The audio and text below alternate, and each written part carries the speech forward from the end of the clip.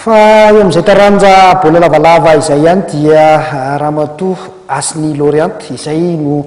lany filoha mitantana indray ny ligina Atsimo andrefana eo amin'ny taranja baolina lavalava sambany eo anatin'ny tontolo ihany koa ny misy vehivavy mitantana izany ligiparitra izany.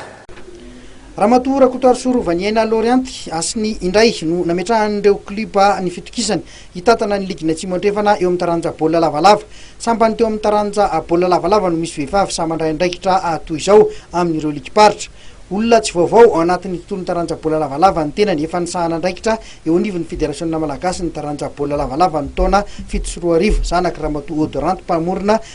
panamboarana fanamina ho an'ny taranja baolina lavalava. Mifameno amin'ny asa fivelomany ity filoha vaovao ity ny andraikitra vaovao tazominy izao satria manana ny orinasa Vezo Création izy Andro Toliara, orinasa mpamorona sy mpanamboatra fanamina ho an'ny mpanao fanatanjahantena, isan'ny mpandrahara tanora. Ramatoa Asni Lorianty nahazo famatsim-bola avy amin'ny Confezesy izay mitentina 6,432,000 ariary. Misy isa-taona zany misy fond omeny Confezesy na conférence des ministres de jeunesse et des sports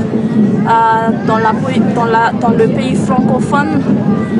de misy fond omeny zareo isa-taona ho an'ny jeune manana tetika asa de misy dossier fenona de c'est maharesy lahatra ny zareo zany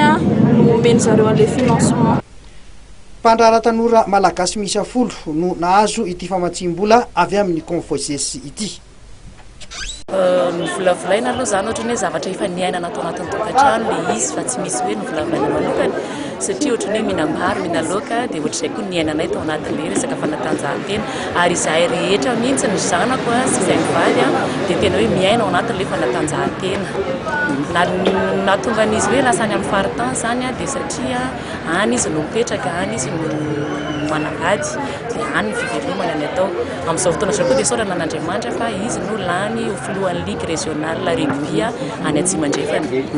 Ny zavatra rehetra izay fokarinao ho hita aty Antananarivo ve zany ho hita any amin'ny faritra Atsimo andrefana avokoa? Tsy atompoko fa ny création izay fokariny confection ny Vezo Création izay tantanan'i Madame Asni zany dia hafa mihitsy par rapport amin'ny atao.